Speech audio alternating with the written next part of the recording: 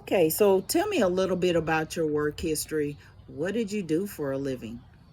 I worked at the Plainfield Correctional Facility in Plainfield, Indiana, where I worked as a officer for 3 years, and I worked as a sergeant for 4 years.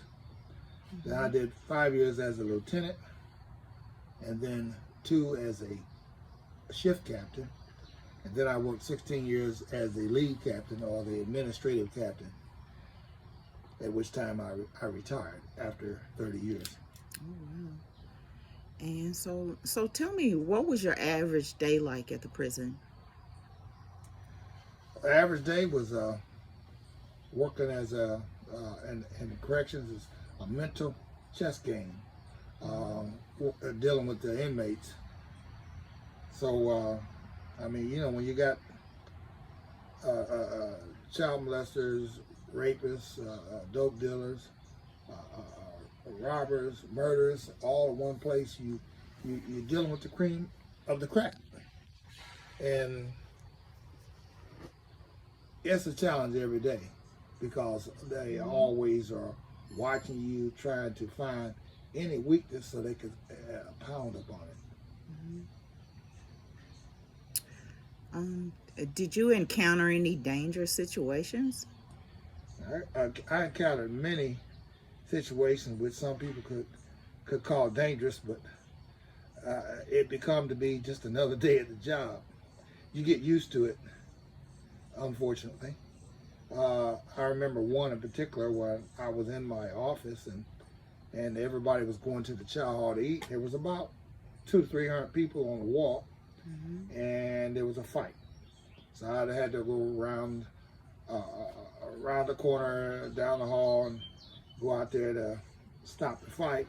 At which time they were on the grass fighting, so I was trying to break it up. At which time I heard a commotion behind me, and I turned around, and there was about 6 inmates taking one guy down. And I said I couldn't believe this. So I had called for assistance, and had all of them taken to the hole. Mm. At which time, when I investigated it as to what was going on, the guys told me that 6 guys that was taking one guy down, they said they were trying to protect me.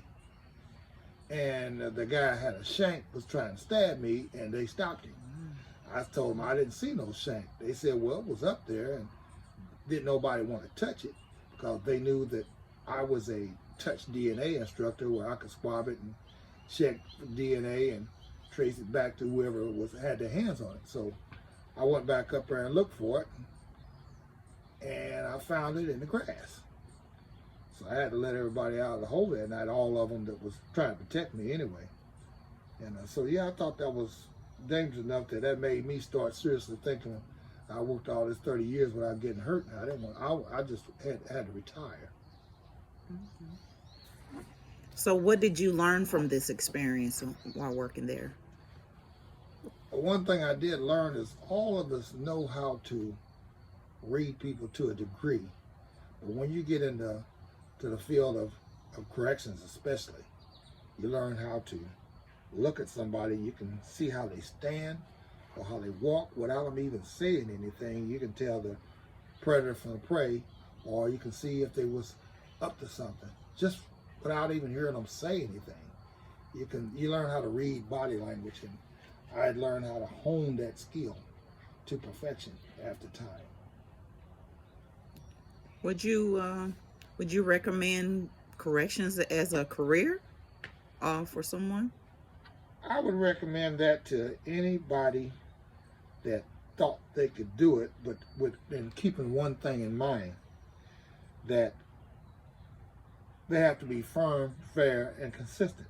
Now that's taught to everybody, but most of them that come out of training think that they're new and improved and can beat the system. And some of them get with an inmate and cell phones will sell for $500, and if it was a little cheap cell phone would sell $500 in prison, and one cigarette could sell for $8. So they would. Some people get money hungry and think they can beat the system and do it without getting caught. They always get caught. How they say it, they get by, but they don't get away. So if they come in with the mind that they're not new and improved, they can do it. I know that when I came out of training, I knew that I was fairly intelligent and learned all the new training. And I realized after a time I didn't know anything. But after 5 years, I became a true master because I didn't just know what was taught in training. I knew from everybody in there, I learned from each one of them. Okay. And that's what made me a true master. Great. Which is true to just about anybody that's been there any length of time. Because the dumbest person could come in there and hone them skills and learn how to read people to a degree. There's some better than others. So yeah, anybody can do it, but they can't. Don't do it if they think they're gonna be able to get away with something. Well, thank you very much for this interview. I certainly appreciate it.